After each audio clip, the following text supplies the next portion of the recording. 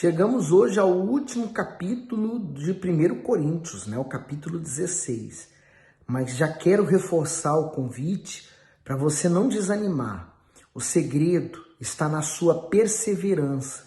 Vamos continuar na leitura? Então amanhã nós iniciamos 2 Coríntios. E é importante que você vá meditando, porque o Espírito Santo vai falando com você. Nós vamos quase pertinho do final do ano meditando em todo o Novo Testamento. Eu tenho certeza que no final dessa meditação, desse Novo Testamento, o Espírito Santo vai criar em você uma estrutura tão forte, capaz de enfrentar tudo e todos e vencer. Então hoje nós vamos concluir o capítulo 16 de 1 Coríntios. Vamos pedir a direção? Senhor Jesus, o Senhor é Espírito e eu peço que o Teu Espírito venha nos guiar por toda a verdade da Tua palavra, que ela seja o nosso escudo e fortaleza. Fala conosco, meu Deus, aqui hoje. Amém. Lá no versículo 1. Ora, quanto à coleta que se faz para os santos, fazeis vós também o mesmo que ordenei às igrejas da Galícia. No primeiro dia da semana, cada um de vós ponha de parte o que puder ajuntar, conforme a sua prosperidade, para que não se façam as coletas quando eu chegar. E quando tiver chegado, mandarei os que por cartas aprovardes, para levar a vossa dádiva a Jerusalém. E se valer a pena que eu também vá, irão comigo. Irei, porém, ter convosco, depois de ter passado pela Macedônia, porque tenho de passar pela Macedônia.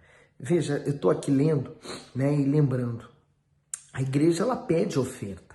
Há quem diga que a Universal só fala em dinheiro, mas aqui o próprio apóstolo Paulo está falando para aquelas pessoas de Corinto arrecadarem para poder ajudar outras igrejas que estavam precisando de ajuda, Então a igreja de Corinto estava fazendo como se fosse recolhendo as ofertas, porque Paulo depois iria levar isso como uma ajuda para a igreja que estava em Jerusalém.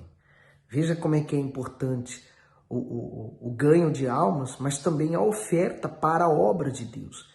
Assim como o sangue é vida para a pessoa, a oferta é o sangue da igreja, é a vida da igreja, porque ela faz a igreja avançar, ela faz a igreja alcançar outros por meio dessa oferta. Então, no 6, e bem pode ser que também que fique convosco e passe também o inverno, para que me acompanheis aonde quer que eu for, porque não vos quero agora ver de passagem, mas quero ficar convosco algum tempo, se o Senhor o permitir. Ficarei, porém, em Éfeso, até o Pentecostes, porque uma porta grande e eficaz se me abriu e há muitos adversários. E é verdade, quando nós nos propomos a fazer a obra de Deus, se levanta o diabo. Por exemplo, há países em que não há igreja. E aonde a igreja chegou para começar o trabalho não foi fácil, porque se luta contra aqueles espíritos que há anos vinham ali dominando e pregando a mentira e firmando aquelas pessoas sobre a mentira. Então, quando você chega com a verdade, com Jesus, então o diabo se levanta para não deixar aquelas pessoas acreditarem.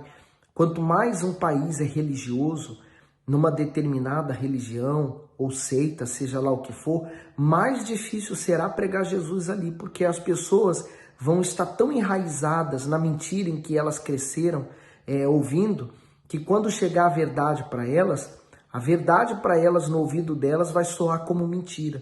O Bispo Macedo até diz assim, a porta grande e eficaz a que Paulo se refere é a oportunidade de evangelizar os habitantes de Éfeso. Essa era uma cidade populosa, importante, considerada na época um centro político, econômico e comercial do eixo greco-romano.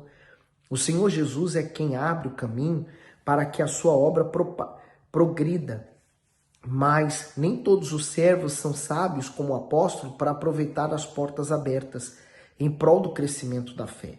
O mesmo Deus que cria a abertura promove o quebrantamento no coração das pessoas para que se convertam. Com isso, podemos ver que toda vez que o evangelho é anunciado, eficazmente produz salvação. Por isso o diabo se levanta como adversário para obstruir o trabalho de evangelização, como fez com Paulo.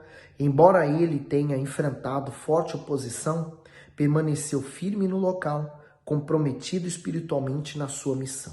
E aí, dando continuidade no 10. E se Timóteo for, vede que esteja sem temor convosco, porque trabalha na obra do Senhor como eu também. Portanto, ninguém o despreze, mas acompanhai-o em paz, para que venha ter comigo, pois o espero com os irmãos.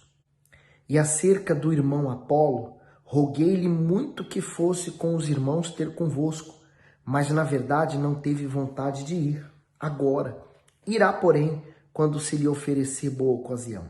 Vigiai, estais firmes na fé, portai-vos varonilmente e fortalecei-vos. Todas as vossas coisas sejam feitas com amor. Que orientação, né? E aí o Bispo Macedo diz assim, exortações finais. Paulo conclui suas cartas ao Coríntio com recomendações importantes. Ele os exorta a vigiar e se manter firmes na fé, e se portarem varonilmente, e se fortalecerem espiritualmente e a servirem a Deus com amor. Primeiramente figura no topo da lista o verbo vigiar, indicando que os salvos não devem se esquecer de que travam uma guerra espiritual e que a qualquer momento pode vir uma investida do diabo para desviá-los da verdade. Quem anda em espírito terá discernimento e não cairá nas astutas ciladas do mal. Em seguida, Paulo adverte os cristãos a estarem firmes e fortes na fé. Isso significa que eles devem demandar empenho e vigor na vida espiritual. Aqueles que constantemente exercitam a sua fé, além de se protegerem das tentações do pecado, se conservam longe das incredulidades e das murmurações. Depois, ao pedir que os coríntios se portem varonilmente, o apóstolo quer dizer que eles devem ter maturidade espiritual, ou seja, os cristãos não devem se portar como uma criança sem entendimento ou sem disciplina. A última consideração que Paulo faz é que o amor a Deus, a sua palavra e ao próximo deve ser o motivo principal das ações de cada pessoa. E aí, continuando, ele diz no 15, agora vos rogo, irmãos, saber que a família de Estefanas e as primícias da Acaia, e que se tem dedicado ao ministério dos santos, que também vos sujeitais aos tais e a todo aquele que auxilia na obra e trabalho. Folgo, porém, com a vinda de Estefanas e de Fortunato e de Acaico, porque estes supriram o que da vossa parte me faltava, porque recrearam o meu espírito e o vosso. Reconhecei, pois, os tais. As igrejas da Ásia vos saúdam. Saúdam-vos afetuosamente no Senhor Áquila e Priscila, com a igreja que está em sua casa. Todos os irmãos vos saúdam. Saudai-vos uns aos outros com ósculo santo. Saudações finais. Paulo compreendia que o principal instrumento para a realização da obra de Deus eram as pessoas. Por isso, ele valorizava o empenho de cada uma. Suas cartas sempre terminam com a menção daqueles que davam apoio e atendiam às necessidades da igreja. Os familiares de Estefanas foram os primeiros a se converterem em Acaia. A partir daí, eles passaram a cooperar com os servos que pregavam o evangelho. Priscila e Áquila, da mesma forma, eram exemplos de abnegação e generosidade. Eles abriram mão do seu conforto familiar para sediar os trabalhos da igreja em sua própria casa. Assim, se por um lado, durante o árduo ministério, Paulo encontrou pessoas que o decepcionaram, o traíram e o abandonaram, por outro, o Senhor Jesus o cercou de pessoas fiéis, idôneas e zelosas, que se mantiveram na fé. O apóstolo reconhecia isso, por esse motivo fez questão de se lembrar delas. E mesmo que ninguém lembre de você, o Espírito Santo lembra, né? Ele está vendo tudo. E graças a Deus por isso. Por isso, nós fazemos a obra não para os homens. Porque se fizermos para os homens, um dia vai cansar. Mas se fizermos para o Espírito Santo, nós vamos permanecer firmes até o fim. E terminando, ele diz, saudação da minha própria mão de Paulo. Se alguém não ama o Senhor Jesus Cristo, seja anatema. Maranata, quer dizer, Maranata é ele vem. A graça do Senhor Jesus Cristo seja convosco. O meu amor seja com todos vós em Cristo Jesus. Amém. Sabe, a volta do Senhor Jesus, ela pode se dar a qualquer instante. Talvez ele voltando nos nossos dias, eu nem termine de ler o Evangelho. E se esse vídeo passar depois da volta do Senhor Jesus, ele também servirá como uma oportunidade para aqueles que querem se salvar. Até ser retirado do ar, naturalmente.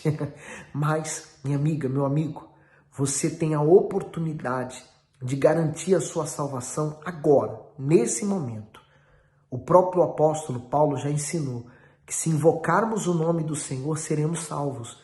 Você pode alcançar a salvação agora, nesse momento aí onde você está. O critério é um só, é você aceitar o Senhor Jesus como Senhor e Salvador, procurar uma igreja imediatamente e se batizar nas águas. E daí em frente, você precisa ser rápido para que seja batizado no Espírito Santo e possa garantir esse selo em você que vai te dar a certeza de que no final dessa estrada você vai encontrar o Senhor e Salvador da sua vida, tá bom?